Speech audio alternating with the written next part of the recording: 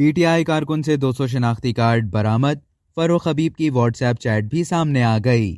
Punjab assembly کے حلقہ پی پی 188 سے ملزم خالد سندھو سے ووٹرز کے شناختی کارڈ برآمد ہونے کے معاملے میں ملزم کی پی ٹی آئی رہنما فروخ حبیب اور دیگر کے ساتھ مبینہ واٹس ایپ چیٹ سامنے آئی ہے۔ پی ٹی آئی کارکن ملزم خالد سندھو کی سابق وزیر فروخ حبیب اور پی ٹی آئی کے امیدوار نواز عوان کے ساتھ مبینہ واٹس ایپ چیٹ سامنے آ گئی۔ ملزم خالد سندھو کے موبائل سے فروخ حبیب اور نواز عوان کو میسج کیے گئے۔ ملزم نے ووٹرز کے شناختی کارڈ بھی پی ٹی آئی امیدوار کو واٹس ایپ کیے۔ پولیس نے ملزم خالد سندھو کو گرفتار کر کے ووٹرز کے 200 شناختی کارڈ برآمد کیے تھے۔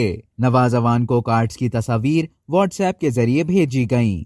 اب تک کے لیے اتنا ہی۔ مزید خبروں اور نیوز اپڈیٹس کے لیے دلی جنگ کے یوٹیوب چینل کو سبسکرائب کریں اور فیس بک کے پیج کو لائک کرنا نہ بھولیں۔